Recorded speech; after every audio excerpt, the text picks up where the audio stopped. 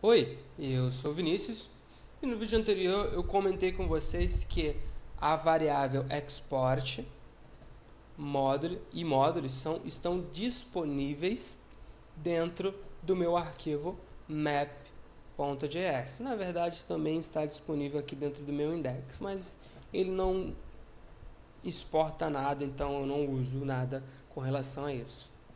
Mas aqui olhando a especificação de módulos do Node, eu tenho aqui ó, The Model Wrapper, que ele mostra exatamente como funciona. Eu tenho aqui uma função, e ela encapsula meu código. É basicamente como se eu tivesse isso aqui, ó. É exatamente isso aqui que o Node faz quando você importa uma biblioteca, quando você importa um módulo. Ele pega o teu código e cola dentro de uma função, executa essa função e depois pega o valor de módulo.export e passa para quem pediu aquele módulo. Outras coisas que ele faz é o export e o this serem a mesma instância. Então, manipular o this, o export e o módulo.export é manipular exatamente o mesmo objeto.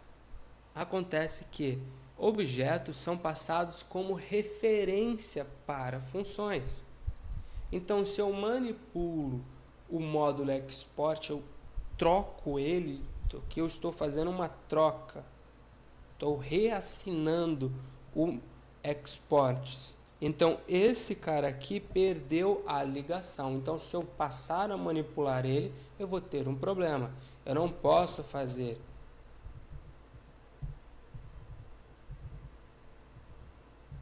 isso porque eu troquei aqui a referência. A mesma coisa vale para o this.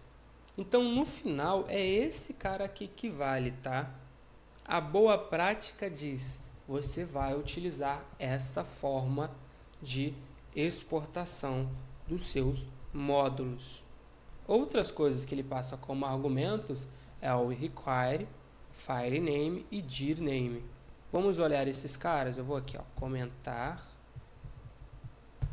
isso daqui e vou fazer aqui, ó, um log. Log de quem?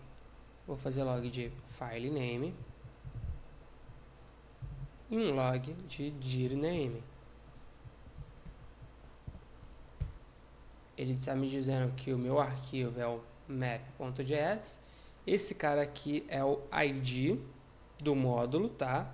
O file name é o ID. Esse ID é importante. A gente vai falar dele um pouquinho depois. E aqui é o dir name, que é a pasta atual do nosso módulo. Repare que aqui a gente está tendo caminhos absolutos. Por mais que nós trabalhemos com caminhos relativos dentro da aplicação, o Node sempre vai procurar trabalhar com caminhos absolutos, porque é a partir do caminho absoluto que ele faz a resolução e o cache dos módulos. Exatamente, o cache dos módulos. Vamos olhar com mais calma para esse código, que é o código final que vai ser executado. Foque na palavra executado. Isso aqui é um factory, é uma função fábrica. Por que uma função fábrica? Porque eu encapsulei uma lógica, vou executar essa lógica e a partir dessa lógica eu vou ter um retorno de alguma coisa, seja uma função, seja um array, seja um objeto. E é justamente o que nós estamos fazendo aqui. Eu tenho um arquivo que vai fabricar uma função. E o nome dessa função é map. Então, todas as vezes que eu importar um módulo, vai haver a execução dessa função? Não, porque o Node ele guarda um cache do nosso módulo. Ou melhor dizendo, um cache da resolução do nosso módulo. Olha o que vai acontecer aqui. Eu vou desfazer esse código, vou deixar ele aqui com o X e vou colocar aqui map.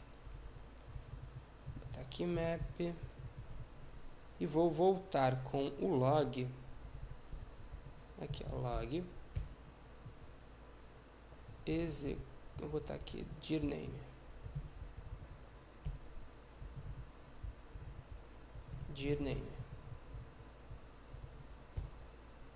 Olha que interessante. Eu importei o map duas vezes,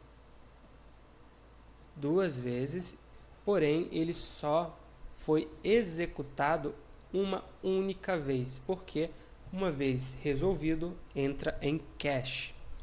Pode parecer bobagem, mas para algumas pessoas isso não é totalmente transparente. Então fica aqui a dica, a informação de que o seu módulo vai ser executado apenas uma vez. E como é uma função factory, você pode criar também uma closure, né? Um enclausuramento. Afinal de contas, você pode ter coisas aqui privadas.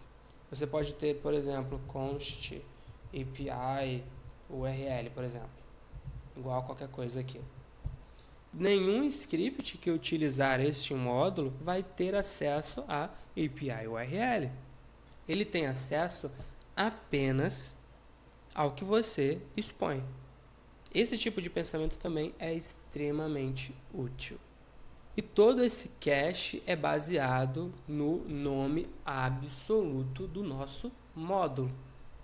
Aqui na especificação de módulos do Node, nós temos algumas informações interessantes. Ele explica que a resolução do módulo é a partir do nome absoluto dele, porém, se você está num sistema de arquivos que não diferencia minúsculo de maiúsculo, Windows, por exemplo, o módulo full, que foi chamado de maneira minúscula, aqui ó, full, vai ser uma instância diferente de full, que foi chamado com o nome maiúsculo. Então, em sistemas operacionais, isso inclui Windows e algumas instalações de Mac, tome cuidado com o case do arquivo que você está importando, principalmente se isso vai para produção em um servidor Linux, que ele faz diferenciação entre maiúsculo e minúsculo. Provavelmente esse tipo de diferenciação simplesmente não vai funcionar, justamente porque o sistema de arquivos do Linux é case sensitive, então ele entende como arquivos diferentes. É isso e até o próximo vídeo.